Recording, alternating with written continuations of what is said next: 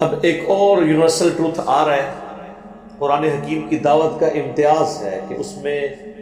بالکل دو ٹوک بات ہوئی ہے۔ اللہ تعالیٰ کا کوئی رشتہ دار نہیں ہے۔ اللہ تعالیٰ اپنے جو بنائے ہوئے ڈیوائن اصول ہیں ان کے اوپر بالکل کوئی ٹالرنس دینے کے لیے، کمپرومائز کرنے کے لیے تیار نہیں ہے۔ اللہ کے ساتھ کسی کی کوئی رشتہ داری نہیں ہے۔ لیس بِأَمَانِيِّكُمْ، کچھ نہیں بننا تمہاری امیدوں سے، تمہاری خواہشات سے، ولا امانی اہل الکتاب، اور نہ ہی اہل کتاب نے کچھ اپنی وشفل تھنکنگز جو بنائی ہوئی ہیں، جھوٹی خواہشات، ان سے کچھ نہیں بننا۔ من یعمل سوءا یجز بہ، جو کوئی بھی برا عمل کرے گا اس کی سزا پا لے گا۔ یعنی کسی کی خواہش سے کچھ نہیں ہونا، اور خواہش آپ کے سامنے ہے، کچھ بھی ہے تیرے محبوب کی امت سے، حضور کی نسبت کی وجہ سے اللہ تعالیٰ نے چھوڑ دے۔ یہ ہے وہ اصل میں چیز جو دھوکے میں ڈالتی ہے لوگوں کو۔ نسبت کام آئے گی بشرطے کہ اعمال بھی درست ہوئے، اور اگر اعمال درست نہ ہوئے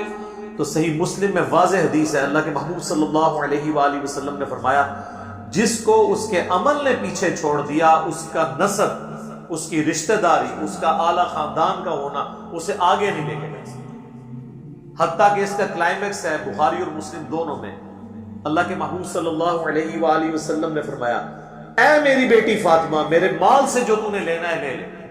اگر اللہ کے حضور تو پکڑی گئی تو میں تیرے کچھ کام نہیں آؤں گا۔ اے اللہ کے نبی کی پھوپھی صفیہ، میرے مال سے جو کچھ لینا ہے لے لے، اگر اللہ نے پکڑ لیا تو میں تیرے کچھ کام نہیں آؤں گا۔ اے اللہ کے نبی کے چچا عباس بن عبد المطلب، میرے مال سے جو کچھ لینا ہے وہ لے لو، لیکن اللہ کے حضور تم پکڑے گئے تو میں تمہارے کچھ کام نہیں آؤں گا۔ اب مجھے بتائیں اس سے زیادہ کھول کے کیا بیان کیا جا سکتا ہے؟ لیکن ہم لوگ اپنی وشفل تھنکنگز میں کہ ٹھیک ہے جی ہماری نسبت ہے، ہمیں بچا لے گی، اور یہ تصویر کا ایک رخ ہے کہ ہمیں بتایا گیا کہ اللہ کے محبوب صلی اللہ علیہ وآلہ وسلم شفاعت کریں گے، یقیناً کریں گے، لیکن بالإذن ہوگی، جس کے لیے اللہ چاہے گا اس کے لیے شفاعت کریں گے۔ لیکن تصویر کا دوسرا رخ اس سے زیادہ خطرناک ہے، اور وہ ہے سورۃ الفرقان کی آیت نمبر 30، وقال الرسول یا رب ان قوم اتخذوا هذا القرآن مہجورا۔ اللہ کے نبی شکایت کریں گے قیامت کے دن، اے اللہ میری قوم نے قرآن کو پیٹھ کے پیچھے ڈال دیا۔ تو جو قرآن کو چھوڑے گا اللہ کے نبی علیہ السلام اس کے خلاف شکایت کرے گا۔ صحیح مسلم میں ہی حدیث ہے، القرآن حجت لک او علیک، قرآن یا قیامت کے دن تیرے حق میں حجت ہوگا یا تیرے خلاف حجت۔ جو اس کے مطابق چلیں گے ان کے حق میں حجت، جو خلاف چلیں گے ان کے خلاف حجت۔ حتیٰ کہ بخاری اور مسلم دونوں میں حدیث ہے، جب میں آخری دفعہ جاؤں گا جہنم کی طرف اپنے امتیوں کو اللہ کے اذن سے نکالنے کے لیے، تو مجھے داروغہ جہنم سیدنا مالک علیہ السلام کہیں گے کہ اے اللہ کے نبی،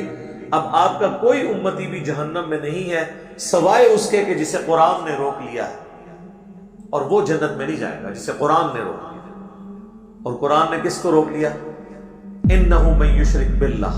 فقد حرم اللہ علیہ الجنہ ومأواہ النار وما للظالمین من انصار، بے شک جو کوئی اللہ کے ساتھ شرک کرے گا اللہ نے ایسے شخص پہ جنت حرام کر دی ہے، اس کا ٹھکانہ وہاں پر جہنم ہوگا، اور وہاں پر اس کا کوئی مددگار نہیں ہوگا۔ حتیٰ کہ بخاری اور مسلم دونوں میں حدیث ہے، اللہ کے محبوب صلی اللہ علیہ وآلہ وسلم نے فرمایا، اللہ تعالیٰ نے ہر نبی کو ایک مقبول دعا دی تھی جو اس نے اس دنیا میں ہی کر لی، اور میں نے اپنی دعا اپنی امت کے لیے سنبھال کے رکھ دی ہے۔ قیامت والے دن اس دعا سے میں اپنے امتیوں کے حق میں شفاعت کروں گا، اور میری شفاعت سے ہر شخص کو نفع پہنچے گا جو میرا امتی ہے، سوائے اس شخص کے کہ جس نے دنیا میں اللہ کے ساتھ شرک کیا۔ شرک is the most sensitive issue in the sight of اللہ، اللہ کی نگاہ میں سب سے زیادہ حساس معاملہ شرک کا۔ تو جس نے برے اعمال کیے وہ کرتوت کا انجام دیکھ لے۔ بخاری اور مسلم دونوں میں حدیث ہے، اللہ کے محبوب صلی اللہ علیہ وآلہ وسلم فرماتے ہیں کہ اپنے مال کی زکوٰۃ ادا کرو، اپنی جو بھیڑیں ہیں ان کی زکوٰۃ، اپنے اونٹوں کی زکوٰۃ، اپنے گائے جو رکھی ہیں ان کی زکات، یہ نہ ہو کہ قیامت والے دن کسی شخص کی گردن پہ اس کا اونٹ سوار ہو جن اونٹوں کی زکات اس نے نہیں دی، اور وہ کہے اغثنی یا رسول اللہ، اے اللہ کے رسول میری مدد فرمائیے، میں تمہارے کچھ کام نہیں آؤں گا، میں نے جو کچھ اللہ نے مجھے بتایا میں نے تمہیں دنیا میں بتا دیا، اگر تم نے زکات نہیں دی تو یہ اونٹ تمہاری گردن پہ سوار ہوگا۔ یہ نہ ہو کہ تم میں سے کوئی شخص قیامت کے دن اس حال میں آئے اس کی گردن کے اوپر اس کی گائے سوار ہو، ان گایوں کی جن کی زکات نہیں دی ہوئی، اور وہ چیختا ہوا کہ اغثنی یا رسول اللہ، اے اللہ کے رسول میری مدد فرمائیے، میں تمہارے کچھ کام نہیں آؤں گا، میں نے اللہ کا پیغام دنیا میں تمہیں پہنچا دیا۔ یہ نہ ہو کہ تمہاری گردن پہ بکریاں اور بھیڑیں سوار ہوں جن کی تم نے زکات ادا نہیں،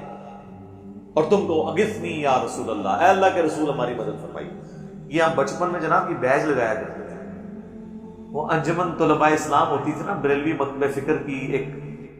ایک سمجھ لیں اسٹوڈنٹ ونگ، جس طرح جماعت اسلامی کی ہے نا جمعیت طلباء، اسی طریقے سے مسلم لیگ کی ایم ایس ایف ہے، پیپلز پارٹی کی پی ایس ایف ہے، اور تحریک انصاف کی آئی ایس ایف ہے، اس طرح بریلویوں کی ایک جماعت ہوتی تھی اے ٹی آئی۔ آج بھی جو اسلامی یونیورسٹی بھاولپور ہے اس میں ان کا زور ہے، باقی آلموسٹ، تو انہوں نے وہ بیج بنائے ہوتے تھے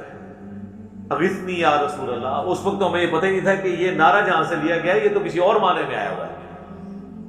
اس کے آگے لکھا ہونا چاہیے کہ اغثنی یا رسول اللہ ہم کہیں گے لیکن رسول اللہ ہمارے کچھ کام نہیں آئیں گے، کیونکہ انہوں نے دنیا میں ہمیں بتا دیا تھا کہ کیسے چلنا ہے۔ اور وہ بیج اس لیے لگواتے تھے کہ جو مرضی کریں اللہ کے نبی ہمارے کام آ جائیں گے۔ وہی بات جو ہم کہتے ہیں جو کچھ بھی ہیں تیرے محبوب کی امت سے ہیں، چور ہیں، ٹھگ ہیں، فراڈیے ہیں، حرام خور ہیں، بے نمازی ہیں، ہم نے تو صحیح نہیں بننا ہے، اللہ اسی طریقے سے ہمیں قبول کر لے، جو کچھ بھی ہیں تیرے محبوب کی امت سے۔ اور میں کہتا ہوں کہ اگر دنیا میں مورل لاز ایکٹیو ہوتے نا، اسی وقت آ کے سر کے اوپر جوتی پڑتی کہ اپنی زبانوں کو لگام دو، اللہ کے نبی کے ساتھ اپنی نسبت جوڑ کر، اور پھر یہ دھونس لگا رہے ہو میں اس بات کی، تمہیں تو شرم آنی چاہیے کہ تم اپنے ناپاک زبانوں سے اپنے ناپاک کردار کے ساتھ اس نبی کا نام لے رہے ہو کہ جس نے دنیا میں سب کچھ تمہیں بتا دیا تھا۔ تو یہ آگے جوتیاں پڑتی تھی۔ تو یہ اللہ کا یونیورسل جو ٹروتھ، ایک یونیورسل قانون ہے، یہ سورۃ البقرہ میں بھی آیا تھا، کچھ نہیں بننا، نہ تمہاری خواہشات سے نہ اہل کتاب کی خواہشات سے۔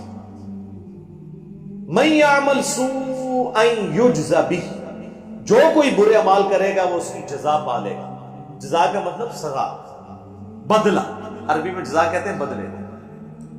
ولا یجد لہ من دون اللہ ولی ولا نصیرا، اور نہ قیامت والے دن اللہ کے سوا کوئی اپنا دوست پائے گا اور نہ ہی مددگار۔ اب اللہ تعالیٰ واضح کہہ رہا ہے، لہذا پیغمبروں نے بھی جو شفاعت کرنی ہے وہ اللہ کے اذن سے کرتے تھے، اگر اللہ اذن نہیں دے گا تو نہیں شفاعت ہوگی۔